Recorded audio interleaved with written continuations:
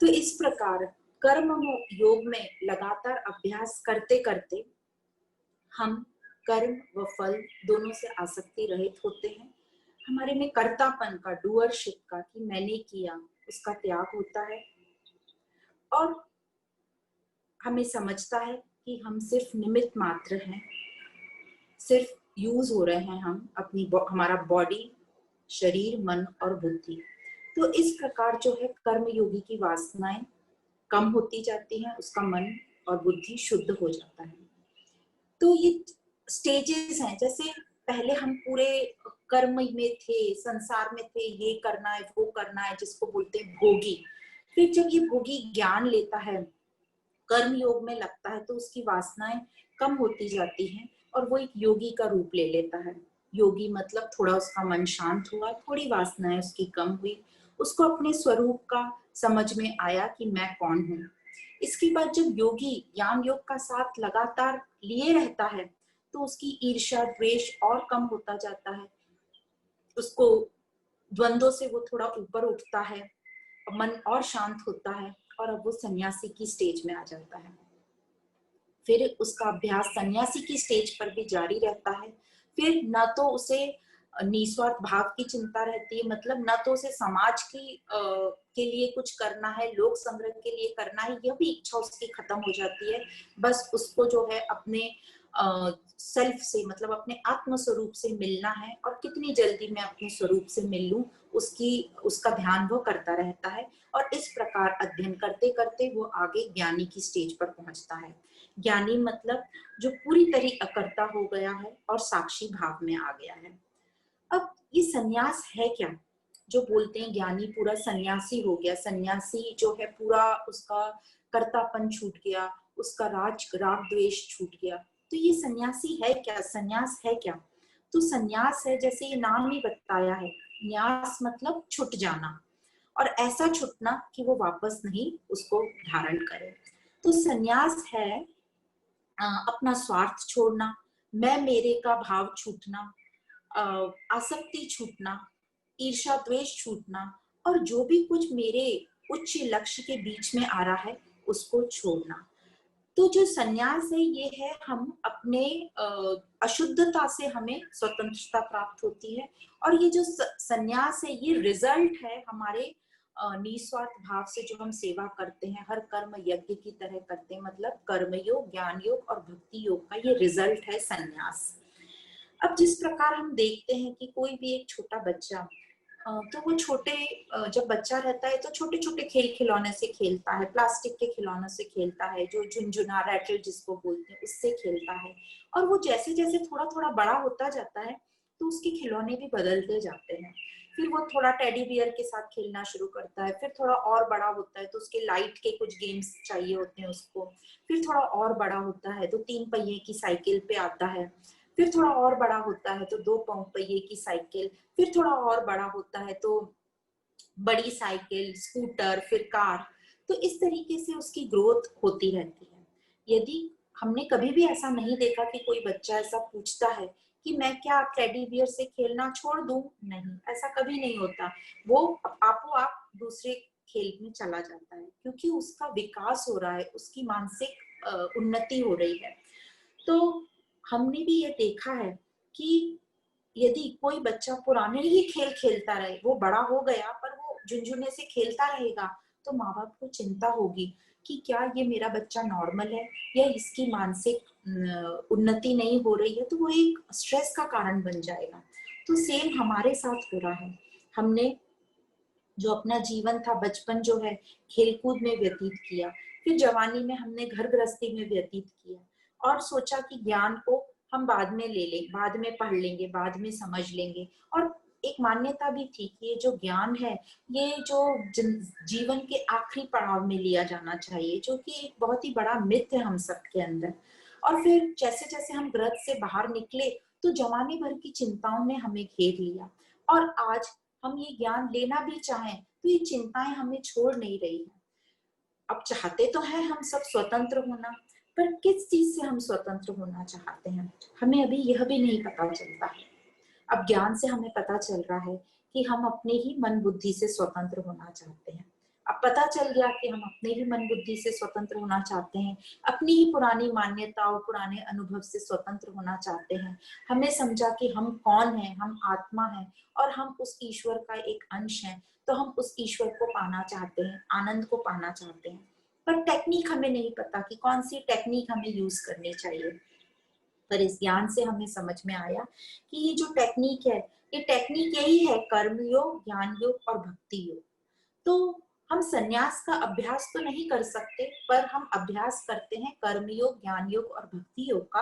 और जब ये तीनों योगों का हम अभ्यास करते हैं तो संन्यास आपो आप हमारे अंदर आ जाता है। तो संन्यास जो है ये अभ्यास करने की चीज नहीं है, अभ्यास करना है हमको अपने कर्म योग पर, ज्ञान से और भक्ति से। तो जब हम कर्म योग में लग जाते हैं तो हमारे भाव बदल जाते हैं, हमारे में एक देने का भाव आता है। अभी तक जो था हमें लेने का भाव था, अब हमारे में देने का भाव आया। भक्ति योग से हम प्रेम में आते हैं। जब हम प्रेम में आते हैं तो हमें एक समत्व का फीलिंग आता है, सबको देखने से हमें प्रेम, अपनापन का फीलिंग आता है। और ज्ञान योग से हमें समझता है कि सत और असत क्या है, परमानेंट और टेम्पररी क्या है, कौन सी चीज परिवर्तनशील है और कौन सी चीज जो है जो सत स्वरूप है, जो कभी नहीं बदलती, ज्यों का त्यों, और मैं कौन हूँ। तो इस प्रकार इन सब योग से और ज्ञान से जो है हम साधारण व्यक्ति से एक विशाल व्यक्तित्व के धनी हो जाते हैं। तो ये फिर 5वां अध्याय है, कर्म संन्यास योग। यह हमें भोगी से जो हमारी यात्रा है वो योगी, सन्यासी और ज्ञानी तक ले जाती है। तो ज्ञानी हुआ अकर्ता और साक्षी भाव। तो अब ये जो ज्ञानी है ये अकर्ता है, साक्षी भाव है। एक दिन हम भी यदि ज्ञानी बनते हैं तो हम अकर्ता होते हैं और शांत होते हैं। पर यदि हम अकर्ता होते हैं तो फिर हमारा रोल क्या है और ये अकर्ता हम कैसे होंगे। तो अकर्ता का जो रोल है वो है साक्षी भाव, दृष्टा भाव, विटनेस, ऑब्जेक्टिविटी। अब हमारी अभी क्या आदत है, हम जो भी कर्म करते हैं, जो भी परिस्थिति देखते हैं, हम उससे अटैच हो जाते हैं और यही हमारे दुख का कारण है। हमारे पास जो बुद्धि है उसमें पूरी कैपेसिटी है ये साक्षी भाव, दृष्टा भाव होने की, पर हम उसे यूज ही नहीं कर रहे। तो अब हमें समझा है कि हमारी बुद्धि में वो कैपेसिटी है, तो हम अपनी बुद्धि को स्ट्रॉन्ग बनाएंगे, शार्प बनाएंगे इस ज्ञान से। और यह जो ज्ञान है, गीता का ज्ञान, ये बहुत ही सुंदर ज्ञान है, जिसमें जिसे कोई भी ले सकता है, किसी भी स्टेज पर ले सकता है। और जो दूसरे उपनिषद हैं वो थोड़े से कठिन पड़ते हैं, समझने में भी थोड़े भारी लगते हैं। पर जो गीता ज्ञान है एकदम स्ट्रेट फॉरवर्ड है, सिंपल है, सरल है, किसी भी स्थिति से वो ज्ञान हमें उठाकर और एक ज्ञानी की स्थिति तक ले जाता है। तो जो ज्ञानी है वो साक्षी भाव में रहते हैं, उसको ये अच्छे से ज्ञात रहता है कि वह शरीर जो है उसका पूरा प्रकृति से चल रहा है, गुण गुण में चल रहे हैं, गुना गुणे वर्तन्ते, और मैं आत्मा का कहीं भी इन्वॉल्व नहीं हूँ। इसलिए वह सभी परिस्थितियों को ऐसे देखता है जैसे हम एक मूवी, एक सिनेमा देखते हैं।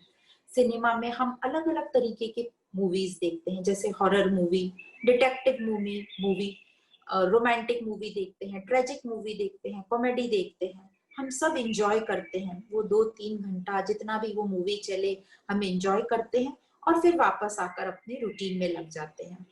क्यों ऐसा होता है कि वो देखकर फिर आके हम अपने रूटीन में लग जाते हैं? क्योंकि हम उससे डिटैच रहते हैं। हमें अच्छे से पता है कि ये जो भी मूवी है ये तो एक खेल तमाशा है और ये 3 घंटे में खत्म होने वाली है। वो जो मूवी चल रही है वो एक पर्दे पे चल रही है और उस पर्दे को भी उस मूवी से कोई इफेक्ट नहीं होता। इसी प्रकार मैं आत्माकार हूँ और मेरी आत्मा पर कुछ भी इफेक्ट नहीं होता है। तो इसका बहुत अच्छा एग्जाम्पल बताते हैं। जैसे हम अपने कोई रिश्तेदार के यहाँ या मित्र के यहाँ कोई फंक्शन में जाते हैं तो हम कितने अच्छे से रेडी होकर जाते हैं, एकदम हमारा माइंड फ्री रहता है, फ्रेश रहता है, हम पूरा वहाँ एंजॉय करते हैं। क्यों करते हैं? क्योंकि हम दृष्टा भाव में, हम साक्षी भाव में हैं। पर उनके घर, उन जिनके घर हम गए, उनके घर कभी वो फंक्शन में कुछ कम हो जाता है, कुछ कोई परिस्थिति गड़बड़ हो जाती है, तो हम क्या कहते हैं उनसे? कोई बात नहीं, चलता है, ऐसा होता रहता है, दुखी मत हो। पर सेम परिस्थिति यदि मेरे घर में हो, हमारे घर में हो, तो हम कितने दुखी हो जाते हैं। इसी प्रकार से जब हमारे घर में कोई बच्चे या बड़े दुखी हो जाते हैं, डर जाते हैं, तब हम उनको बोलते हैं कि अरे कोई प्रॉब्लम नहीं, दुखी होने की बात नहीं है, सब ठीक हो जाएगा, डरो मत। पर सेम यदि हमारे पास कोई न्यूज आती है और हम दुखी हो जाते हैं, तो हम अपने आप को वो बात नहीं बता सकते, हमें दूसरे बोलते हैं कि अरे परेशान मत हो, सब ठीक हो जाएगा। इसका ये मतलब कि हम में वो दृष्टा भाव या हमारी बुद्धि में वो फ्लेक्सिबिलिटी है, वो इलास्टिसिटी है दृष्टा भाव की, पर उसे हम अपने लिए यूज नहीं कर रहे। तो अब हमें अपनी बुद्धि को ज्ञान से अभ्यास कराना है, हमारी बुद्धि को वो लचीलापन देना है, वो इलास्टिसिटी देनी है कि वो दृष्टा भाव में आ जाए। अब कुछ लोगों को ऐसा लगता है कि गीता तो सिर्फ हमसे इंजॉय करना छुड़वा देगी, हमसे परिवार में रहना छुड़वा देगी। तो संतों का कहना है कि सब इंजॉय करो, पार्टी करो, घूमो फिरो। जब श्री कृष्ण ने ही 11वें अध्याय में अर्जुन को कहा कि अर्जुन जाओ, युद्ध करो, अपना राज्य जीतो और इसको एंजॉय करो, तो वो हमसे संसार की सुख नहीं छुड़वा सकते। तो हमें भी पूरा फ्रीडम है, हम कहीं भी जा सकते हैं, एंजॉय करो, घूमो फिरो, शॉपिंग करो। पर याद रखो कि मुझे इस ज्ञान का साथ नहीं छोड़ना है, इस ज्ञान को नहीं भुलाना है। स्वाध्याय में लगे रहो, अपनी सेल्फ इंक्वायरी करते रहो, मैं कौन हूँ ये प्रश्न हमेशा आना ही चाहिए। तो हमें अपने आप को नहीं छोड़ना है। अब कुछ लोगों को लगता है कि क्या जरूरत है इतना निस्वार्थ भाव से काम करने की, क्या जरूरत है आसक्ति रहित होने की, खाओ पियो मजा करो, क्यों इतने डिसिप्लिन में रहना है, जीवन को बोझ क्यों बनाना है, जीवन तो मिला ही है खाने पीने के लिए। तो इसका आंसर यही है कि हम सब अभी तक वही करते आए हैं और हमने देख लिया कि हमें बहुत सेटिस्फाइड और कंटेंटेड फील नहीं हो रहा है, पूर्णता की फीलिंग नहीं आ रही है। हम जब तक स्वार्थ में हैं तो हमें एक अजीब सा स्ट्रेस होता है, विचलित होते हैं, द्वेष भाव आता है। जब तक आसक्ति रहती है हमें एक बंधन होता है, हमें नींद नहीं आती है, हमें गलत गलत विचार आते हैं दिमाग में। पर वही जब हम निस्वार्थ भाव में आ जाते हैं तो हमें एक शांति की फीलिंग आती है। जब हम आसक्ति रहित हो जाते हैं तो हमें एक फ्री स्वतंत्रता की फीलिंग आती है, एक सुख का अनुभव होता है। तो इसलिए ये सब करना आवश्यक है यदि हम अपने जीवन को शांत और स्वतंत्र बनाना चाहते हैं। और इसके लिए चाहिए अनुशासन, हमारे मन को ट्रेनिंग और ये ज्ञान का साथ। तो इस उपलक्ष्य में एक अच्छी सी स्टोरी सुनाते हैं। एक चील ईगल थी जो अपने मुंह में एक मांस का टुकड़ा लिए दूर आकाश में उड़ रही थी। पर बहुत ही वो टेंशन में थी। क्यों टेंशन में थी? क्योंकि वो अपने पीछे देख रही थी कि पीछे आसमान में बहुत सारी चीलों का और कौओं का झुंड उसके पीछे लगा था, क्योंकि उसके मुंह में मांस का टुकड़ा था। तो सब उसको फॉलो कर रहे थे और वो और तेज आकाश में ऊपर उड़ रही थी और सब उसके पीछे आ रहे थे। तो उसको इतना स्ट्रेस हुआ और ये गड़बड़ में उसकी जो चोंच है वो खुल गई और जो मांस का टुकड़ा था वो नीचे जमीन पर गिर गया। जैसे ही मांस का टुकड़ा नीचे जमीन पर गिरा तो जो सारा जो झुंड उसके पीछे था वो एकदम से सब मांस के टुकड़े की तरफ, मतलब जमीन की तरफ आकर्षित हो गया और सब वहां से मुड़ गए। और ये जो चील थी ये अचानक एकदम स्वतंत्र, एकदम फ्री फील करने लगी। तो इससे हमें समझ में आता है कि जब हम आसक्ति, मतलब हम कोई चीज को पकड़ के पोजेस करके रहते हैं तो हमें कितना टेंशन और कितना स्ट्रेस फील होता है। और जैसे ही उसके मुंह से वो छूटा, मतलब वो जैसे ही छूट जाता है, हम फ्री फील करने लगते हैं। तो उसी प्रकार से जब हम किसी चीज को पॉजिटिव अटैच रहते हैं, आसक्ति रहती है, तो हम बहुत स्ट्रेस में रहते हैं, उसको खो देने का हमें स्ट्रेस होता है। पर अब हमने ज्ञान से समझा कि पोजेस करने का हमारा जो बेसिक स्वभाव है वो है ही नहीं, क्योंकि हम सब एक ही हैं। और ये जो है हमने अपनी मान्यताओं से पकड़ के रखा है कि वो मेरा है, वो मेरा है। तो इस मेरेपन को, इस संग्रह को हमें छोड़ना होगा मानसिक तौर पर। एक अच्छी सी स्टोरी है कि एक सरकारी अफसर जो है ने एक कर्मयोगी व्यापारी से पूछा कि आप इतनी सेवा करते हो, आपको क्या मिलता है इतनी सेवा करके? तो वो व्यापारी बोला कि पहले तो मैं हर काम जो करता था यही पूछता था कि मुझे क्या मिलेगा, मुझे क्या मिलेगा, मुझे कितना प्रॉफिट होगा, इसमें मेरी क्या भलाई है।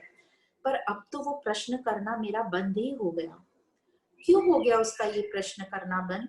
क्योंकि उसका लक्ष्य बदल गया। उसका लक्ष्य हो गया अब निस्वार्थ भाव में काम करना, जगत हित के लिए काम करना, लोक संग्रह के लिए काम करना। इसलिए वो सवाल बंद हो गया। एक स्टोरी है जो हमें बताती है कि हमारी जो सोच है कितनी लिमिटेड है, कितनी छोटी हमारी सोच है, क्योंकि हमें समग्रता का अंदाज ही नहीं है। एक राजा था, वो अपने राज्य का इंस्पेक्शन करने के लिए निकला। तो जब वो अलग अलग अपने शहरों में जा रहा था, तो एक शहर में जो था, राजा की जो शेरवानी थी उसका जो बटन था वो टूट गया। तो राजा ने अपने सैनिकों से बोला कि इस शहर में देखो कोई दर्जी होगा तो उसको बुलाइए जो मेरा ये बटन लगा दे। तो खोज करी गई और एक दर्जी मिला उनको, दर्जी मतलब टेलर, और उसको पकड़ के लेकर आए और उससे बोला कि ये बटन लगा दो। तो वो जो दर्जी था जब बटन लगा रहा था राजा की शेरवानी में, तो उसके मन में ख्याल आ रहा था कि मैं राजा से इसका क्या इनाम मांगू, मैंने काम किया, उनका बटन लगाया, तो कुछ ना कुछ तो मुझे इसका अमाउंट पेमेंट करेंगे। तो सोच रहा था अपने मन में कि मैं 2 पैसे मांगू कि 10 पैसे मांगू। अब उस जमाने में तो 2 पैसे की भी बहुत कीमत थी। तो वो सोच रहा था 2 पैसे मांगू कि 10 पैसे मांगू। और जैसे ही उसका बटन लगाना पूरा हुआ और वो सोचने लगा कि मैं क्या मांगू, इतने में राजा ने पूछ लिया कि मैं आपको क्या दूं। और उसी वक्त उसका भाव बदला कि मैंने तो सिर्फ बटन तो राजा ने ही मुझे दी थी, मैंने तो सिर्फ आके 2 मिनट में टांग दिया, तो मैंने तो सिर्फ 2 मिनट समय ही दिया अपना, इसका मैं क्या मूल्य मांग सकता हूँ। बल्कि मुझे तो राजा के कुर्ते में बटन लगाने का सौभाग्य प्राप्त हुआ, तो मैं ईश्वर को धन्यवाद देता हूँ। और वह उसने राजा से बोला कि नहीं नहीं, मुझे कुछ नहीं चाहिए, आपका आशीर्वाद। तभी राजा ने उसको 2 गांव जो अपने उसको इनाम में दे दिए। तभी उस दर्जी को मन में ख्याल आया कि कहा मैं 2 पैसे 10 पैसे की बात कर रहा था, पर जैसी भाव मेरे बदले तो मैंने देखा कि राजा ने मुझे 2 गांव दे दी है। तो हमारी सोच कितनी छोटी होती है, पर यदि हम सरेंडर एटीट्यूड में रहें, थैंक्स गिविंग एटीट्यूड में रहे, तो जो जिस लायक हम हैं वो हमें अवश्य मिलता है। तो इसी प्रकार एक और घटना जो हम सबके साथ होती है, जैसे एक माँ और बेटी का एग्जाम्पल लीजिए। एक माँ अपनी बेटी के लिए प्रार्थना करती है कि मेरी बेटी को 2 लाख का जॉब ऑफर हो, क्योंकि उसकी बेटी जो है जॉब ढूंढ रही थी। तो कुछ दिन बीते, एक हफ्ते में उसकी बेटी को लेटर आया 2 लाख के जॉब का। तो जैसे ही वो लेटर उनकी बेटी ने पढ़ा तो बहुत ही मायूस हो गई। तो तभी माँ ने बोला, अरे तुम मायूस क्यों हो गई, तुम्हारी इतने दिन से तुम नौकरी ढूंढ रही थी और देखो तुम्हें 2 लाख की नौकरी मिल गई। तभी वो बेटी बोलती है कि माँ, मैंने तो कल जो डील वो फाइनल करके आई थी 8 लाख की, पर मेरा जो लेटर आया है ये तो सिर्फ 2 लाख का आया है। तब वो माँ को समझा कि हमारी सोच कितनी लिमिटेड है, हमको नहीं पता था कि हमारी बेटी या हमारे बच्चों की क्या काबिलियत है और हम किस हिसाब से भगवान से मांग रहे हैं। तो इस प्रकार ये बताता है हमारी सोच बहुत लिमिटेड है, हमारी मन बुद्धि बहुत लिमिटेड है, क्योंकि हमें समग्रता का एहसास नहीं है, हमें पता नहीं है कि टोटलिटी में पिक्चर क्या है। तो इस प्रकार जो एक लाइन में श्री हरिवंश राय जी बच्चन कहते हैं कि मन का हो तो भी अच्छा और मन का ना हो तो उससे भी अच्छा। क्यों? क्योंकि हमारा जो मन बुद्धि है वो इतनी विशालता में सोचने के काबिल नहीं है।